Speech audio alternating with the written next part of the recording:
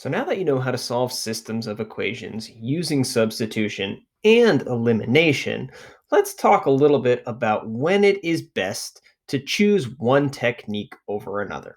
All right. So whenever you have a system, you can solve that system using substitution or elimination. And if your algebra is correct, you will get the correct answer using either method.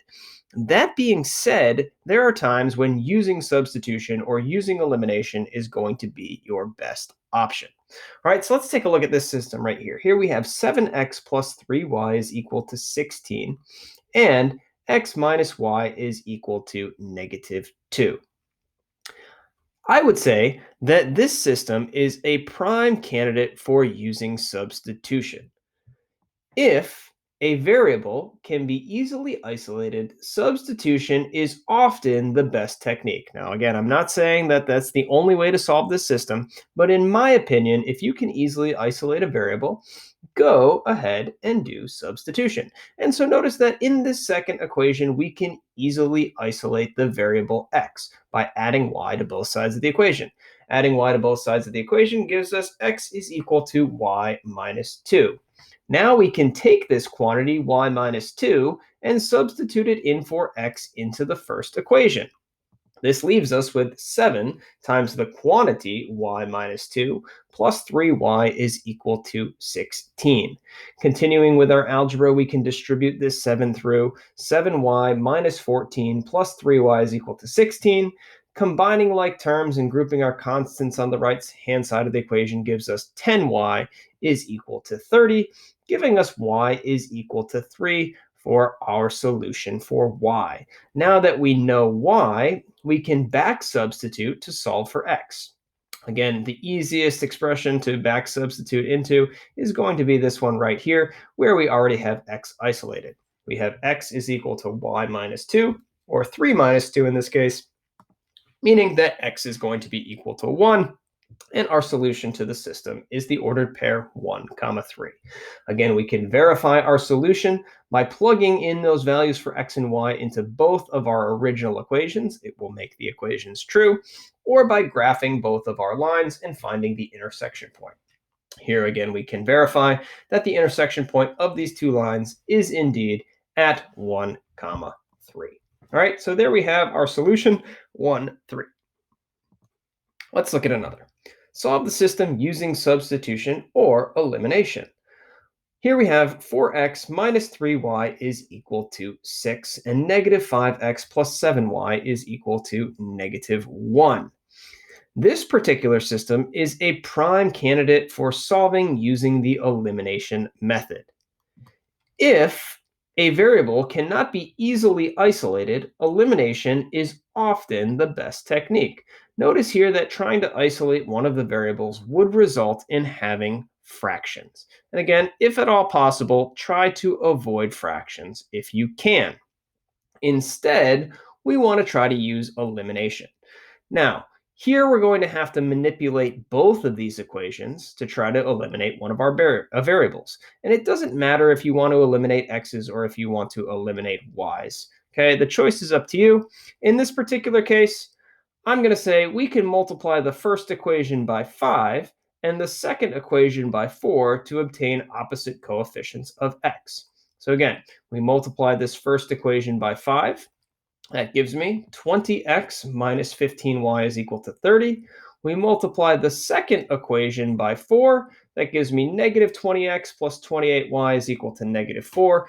Recognize that we have opposite coefficients of x, meaning that if we add these two equations together, our x values are going to be eliminated. 20x plus a negative 20x, those give us 0x. Negative 15y plus 28y, well, that gives us 13y, is equal to 30 plus a negative 4. Well, that's going to be a 26. 13y is equal to 26, meaning that y is equal to 2. We divide both sides by 13 and get y is equal to 2. Now that we have our value for y, we can back substitute into either of these first equations here, these original equations, to determine x, right? Just working with some smaller numbers, I'm going to decide to back substitute into the first equation here. That gives us 4x minus 3 times 2 is equal to 6. 3 times 2 is 6. 4x minus 6 equals 6. That means 4x is going to equal 12, and that x is going to equal 3. Here we have our solution, 3, 2. Again, check our work graphically. We can graph both of these lines. The intersection of the two lines is the ordered pair 3, 2. We could also check our work by plugging in this ordered pair into each of our original equations.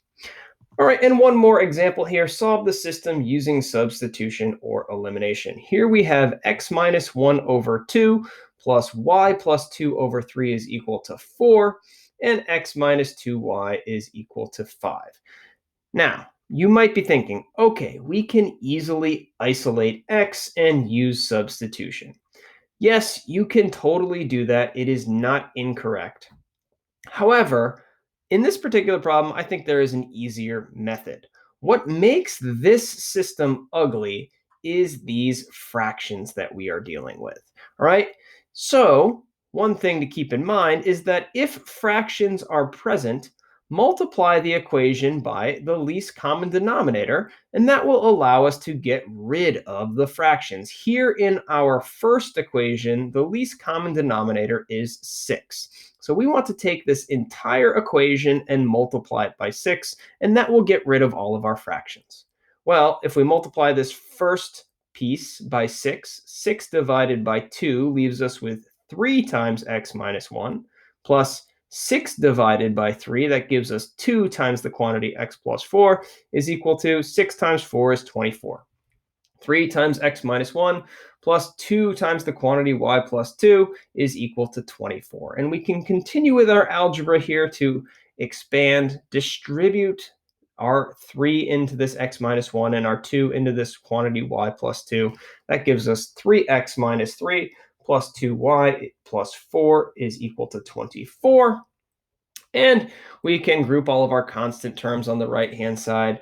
One thing to note here, we have negative 3 plus 4. That's going to give us a positive 1, which we can then subtract 1 from both sides, leaving us with 3x plus 2y is equal to 23. So this equation right here is an equivalent expression to what we started with in this top equation.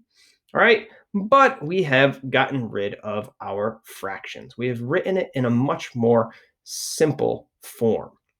Okay, so we're looking at this equation here, 3x plus 2y equals 23, and we also have this equation, x minus 2y is equal to 5. Well, one of the nice parts about this problem is that when we manipulated the first equation, it actually gave us opposite coefficients of y. So, because we have opposite coefficients of y, we can combine them using addition, and we will eliminate our variable y. 3x plus 2y equals 23, plus x minus 2y is equal to 5. 3x plus x, that is going to give us 4x. Notice 2y plus a negative 2y gives us 0. 23 plus 5 gives us 28. We get 4x is equal to 28. Dividing both sides by 4 gives us x is equal to 7. Now that we have x, we can back substitute into either of these original equations. I would definitely pick the second one as it is much easier to work with. That gives us 7 minus 2y is equal to 5. We can subtract 7 from both sides. Negative 2y is equal to negative 2. Divide both sides by negative 2, leaving us with y is equal to 1. We have our solution 7, 1. And again, always a good idea to check your work. Plug that solution into each one of your original equations. Make sure it satisfies both of those equations, and or graph each one of your original equations and ensure that your intersection of your curves matches the solution point that you found. In this case, 7, 1 is our intersection point. All right, so there are some tips on deciding when to use substitution and when to use elimination.